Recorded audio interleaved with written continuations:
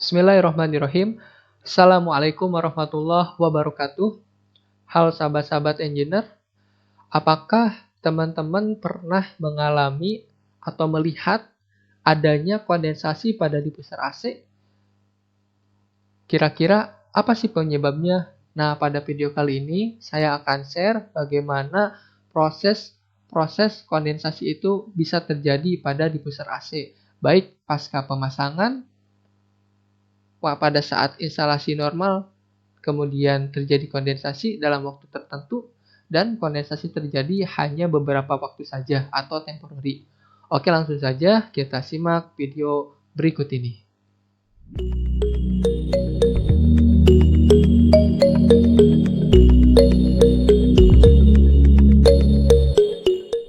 Halo teman-teman, saat ini saya sedang berada di salah satu rumah sakit rujukan untuk COVID-19.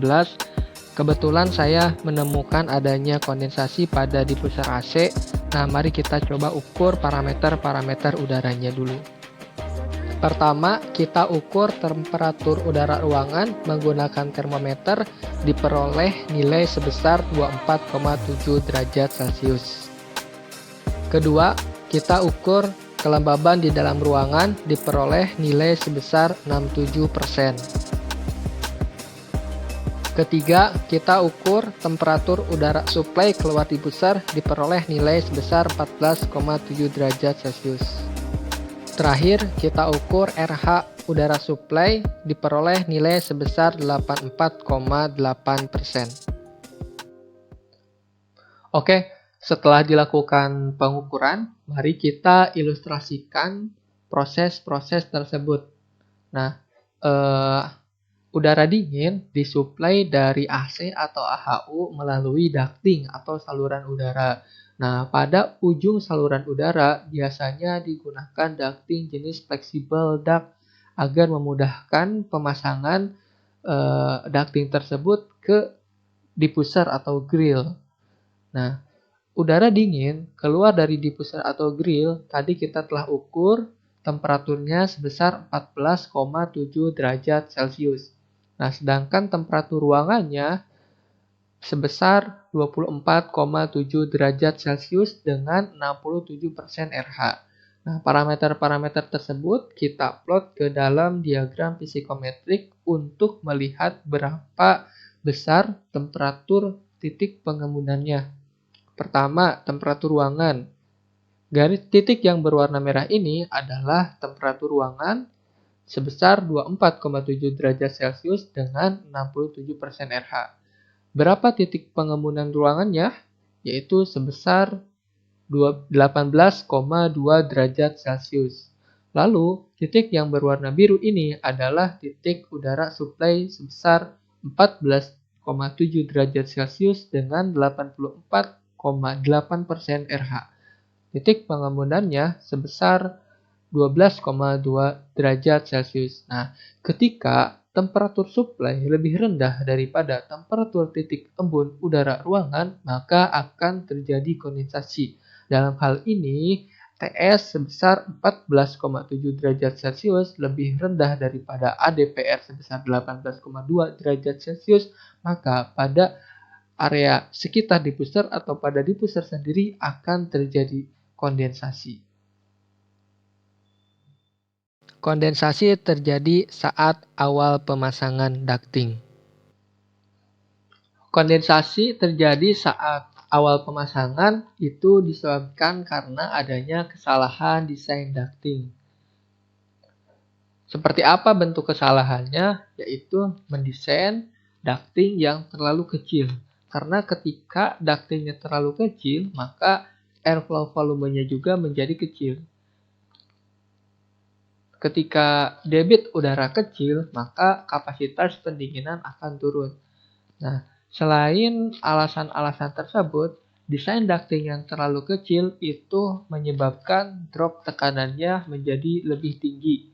Dan hal yang paling riskan terjadi adalah adanya kebisingan atau getaran pada ducting.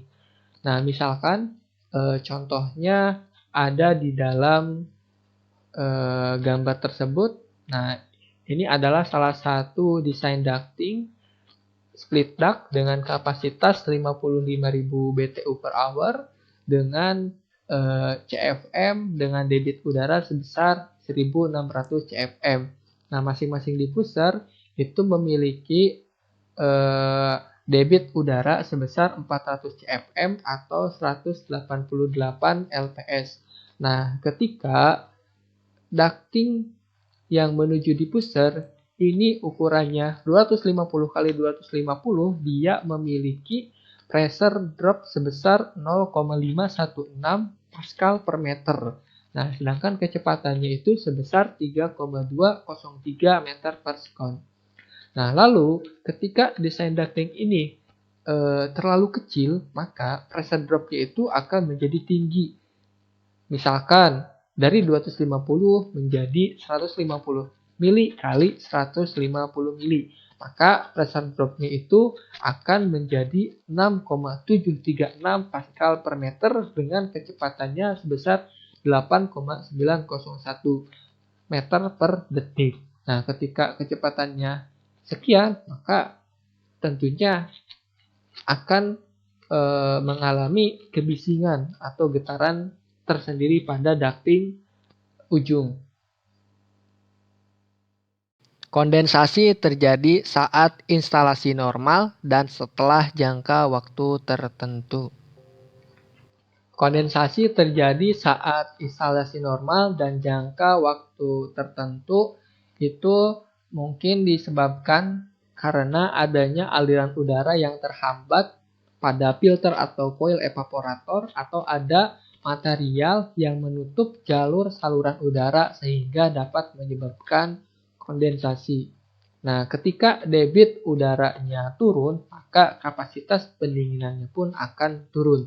Apabila kita analisis ke dalam suatu diagram tekanan entalpi, nah pada garis yang vertikal ini menunjukkan tekanan dalam megapascal.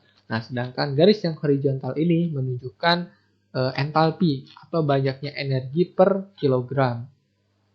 Nah, di dalam diagram pH ini ada suatu proses sistem refrigerasi yang ditunjukkan dengan titik 1, ke titik 2, ke titik 3, ke titik 4.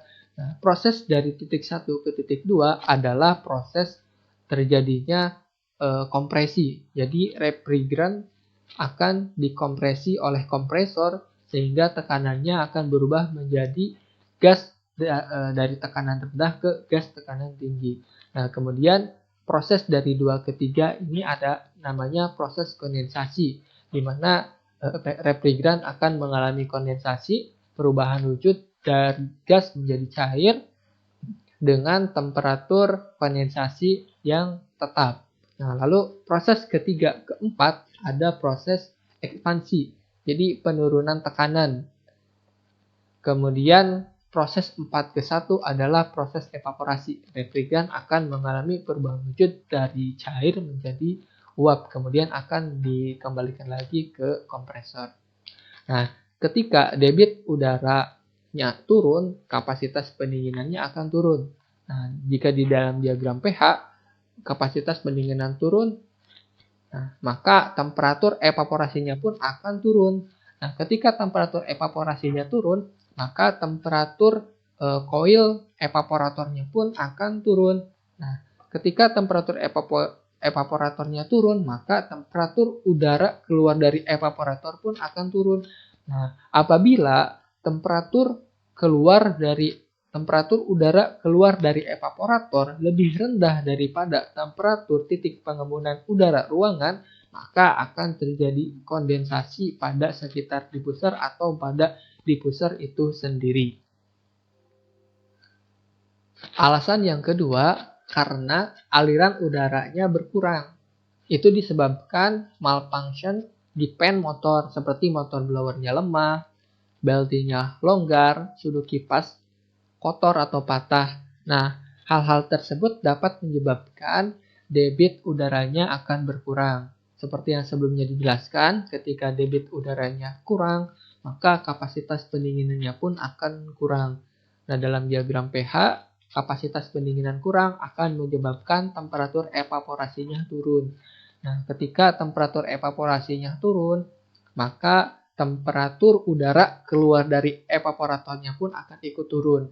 Nah, apabila temperatur udara keluar dari evaporator lebih rendah daripada temperatur titik pengembunan udara ruangan, maka akan terjadi kondensasi di sekitar diffuser atau pada diffuser itu sendiri. Alasan yang ketiga itu karena sistem mengalami kebocoran.